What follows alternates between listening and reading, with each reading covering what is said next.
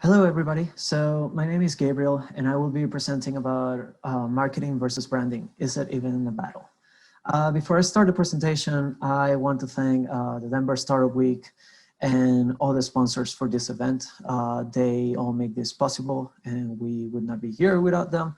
So I'm very grateful for this platform and everything they do. So feel free to go check them out. They're all great. I also want to remind everybody about diversity, equity, inclusion, and accessibility. This is an event that is meant to teach people things, and we're all here to learn. And what better way to learn than in an environment that we all feel welcome.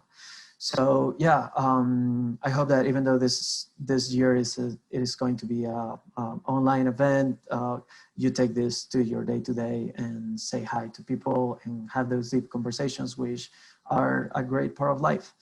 My name is Gabriel Rodriguez. I love success, as most of us do. But I love design, and design is a great tool to make your business successful. Design thinking, especially, and I've been able to bring these concepts into a lot of businesses. So I'm very grateful for that. I have over 7 years of experience, and my business been running for over 6 years now. So yeah, I hope you walk out of this presentation with some great tools. On this presentation, I'm going to be talking about the definition of marketing and branding, helping you understand in a more practical way what these are. Then we're going to talk about the interaction between them and how to use them and how to invest, and then some closing thoughts. So what is marketing?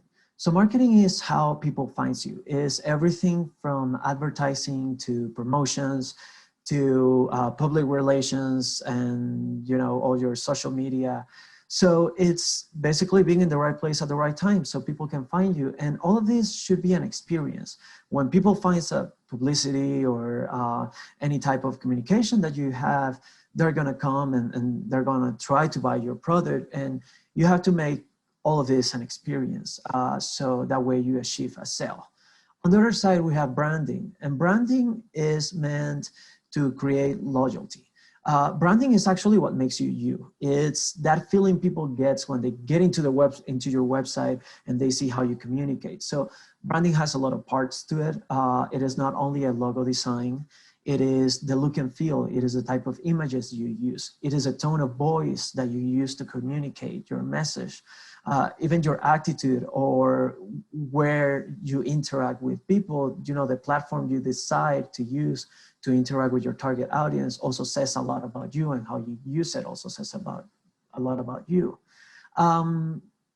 So branding is a lot about perception. It is instinctive and it is circumstantial. So a lot of times you don't know how people is going to react, but sometimes if you use the wrong image on the wrong place, you might drive people away. So you can see already how this interact with marketing. So an example you might know about is Apple. So they use their advertisement obviously to show powerful images and to communicate what their products do. And this catches the eye of a lot of people. But what they do great is they create a deep connection with you. They have all this experience when you go to their stores, when you turn on their computer, the sound of it when it turns on, everything relates to each other. And that's what branding is. So you have to use both tools. So how do they interact? This is how we see this.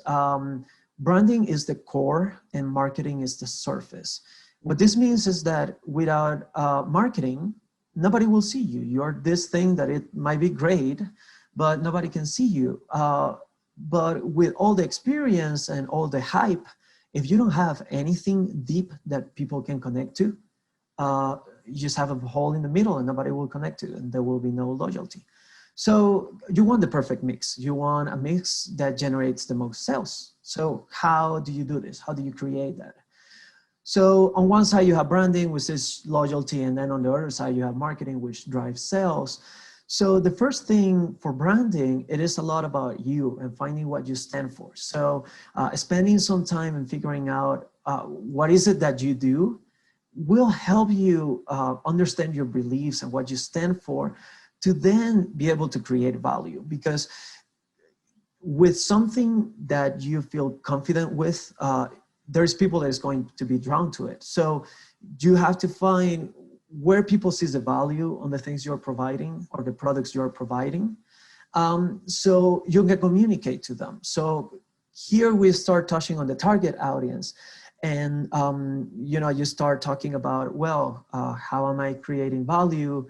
Let's do some experiments here and there to see what people likes the most. And then when you have that clear, you can actually be where they need you to be. So be available in the times they need you, because it's when they specifically need your value.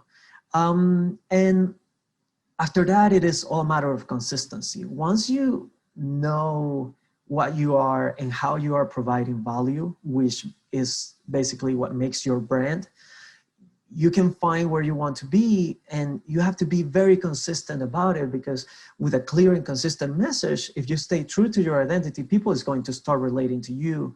And then is when all of this kind of comes together into a great brand.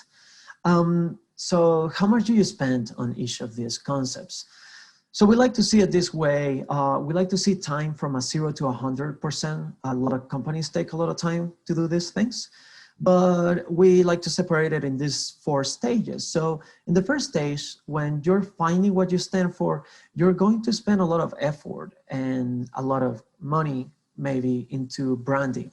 Figure out what you stand for, how you want to look, how you want to be perceived, your message, your copyright, your attitude, your sounds. You're going to spend quite a bit of effort and time into that. And then you're going to start spending more and more on marketing once you start seeing where you are creating value. When you figure out and you look at the data, the sales you're doing, where your target audience is finding that value in you, then you can offset things, because then you know exactly how you can communicate things so people relates to you in a better way and create all this experience. To then spend the most in marketing when you're trying to position yourself in the market in a better way. So, this is a time where you're going to be paying for a lot more promotions and advertisement and things like that. But once you get to that point, your identity should be so clear that people should be able to relate to you. And after that, when it comes to consistency, at some point, you're going to find the things that work in marketing. And hopefully your branding is going to be strong enough that people is going to relate to it in a way that it will offset the cost of marketing, and you can spend a little bit less on it. So what do you do now? We like to encourage businesses to find what makes them. So if you're doing something that you don't like, you're going to feel miserable. And if you do something that you like, you're probably going to create some value for some people. Then we say, well, discover who values what you do and why. Because when you find the people that values what you do, you're going to figure out different things. You're going to figure out your market size. You're going to figure out how to talk to them and things to tweak on your personality to appeal to them a little bit better. And everything will start coming together a little better in that front. Also, we like to tell businesses to hire people who help them with their consistency. Having people on board who understands what you stand for and understands the value you're creating is key.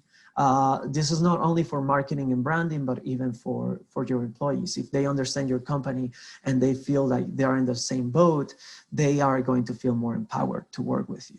So yeah, I wanted to leave you with these thoughts, and 10 minutes is very short, and maybe there is some things I didn't cover here, but we created this page that we're taking questions through.